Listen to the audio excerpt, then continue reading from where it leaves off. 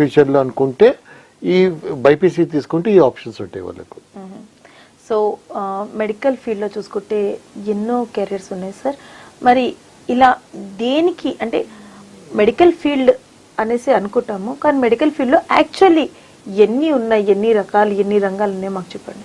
ఇప్పుడు ఫిజియోథెరపీ ఉంది, ఇంకా మనకు మెడికల్ టెక్నాలజిస్ట్ అనేది అంటే ఇప్పుడు ఎంఆర్ఐ సిటీకి రేడియోగ్రాఫర్స్, రేడియోథెరపీ టెక్నాలజిస్టులు, ఇంకా నర్సింగ్ కోర్సెస్ ఉన్నాయి, ఇట్లా మన ఈసీజీ టెక్నీషియన్ కోర్సెస్ ఉంది, ఇంకా ఆడియోమెట్రీ టెక్నాలజీస్ కోర్సెస్ ఉన్నాయి, ఇంకా ఓటీ అసిస్టెంట్ టెక్నాలజిస్ట్ ఉన్నారు.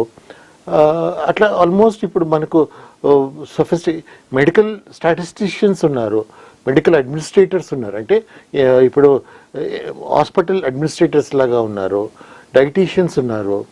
ఇట్లా చాలా దీంట్లో కూడా మెడికల్ ఫోటోగ్రఫీ అని కూడా ఉంది, మెడికల్ స్టాటిస్టిషియన్స్ అని ఉన్నారు.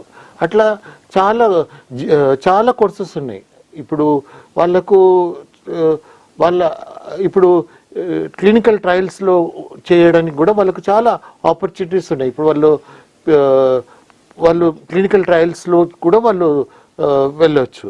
సో పిహెచ్డి చేసుకోవడానికి అట్లాంటి ఛాన్సెస్ కూడా ఉంటాయి. కాబట్టి వాళ్ళకు మెడికల్ ఫీల్డ్లో ఇప్పుడు ఎంబీబీఎస్ డాక్టర్స్ గురించే చాలామంది తెలుసు, కానీ మిగతా వాటి గురించి తెలియదు. కాబట్టి ఇవన్నీ ప్రొవిజన్స్ ఉన్నాయి, మన ఇండియాలో కూడా ఉన్నాయి. ఇప్పుడు ఇంకా ఇంటర్నేషనల్గా కూడా ఇంకా కొన్ని మనం షార్ట్లీ మనము వాటిని అడాప్ట్ చేసుకునే ప్రాసెస్లో ఉన్నాము.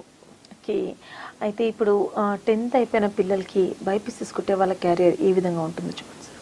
అదే వాళ్ళకు క్యారియర్ అనేది అంటే బేసికల్గా ఆ క్యారియర్ పైన ప్యాషన్ అనేది ఉండాలి.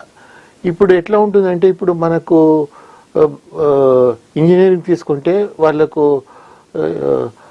తొందరగా మన ఇంజనీరింగ్ అయిపోయి వాళ్ళకు తొందరగా ప్లేస్మెంట్ వస్తుంది. కానీ ఇందులో మాత్రం మెడికల్ ఫీల్డ్లో మాత్రం కొంచెం ప్లేస్మెంట్ రావడానికి టైం పడుతుంది. కాబట్టి వాళ్ళకు ఎక్కువ ప్యాషన్ ఉండి సర్వీస్ ఓరియంటెడ్ ఉండి చాలా హార్డ్ వర్క్ చేసే యాటిట్యూడ్, ఇంక్లినేషన్ ఉంటే వాళ్ళు ఈ మెడికల్ సబ్జెక్ట్స్లో నేను చెప్పిన ఈ మెడికల్ సబ్జెక్ట్స్లో వెళ్ళడం బెటర్. మెడిసిన్లో చూసుకుంటే ఎన్నో కోర్సెస్ ఉన్నాయి.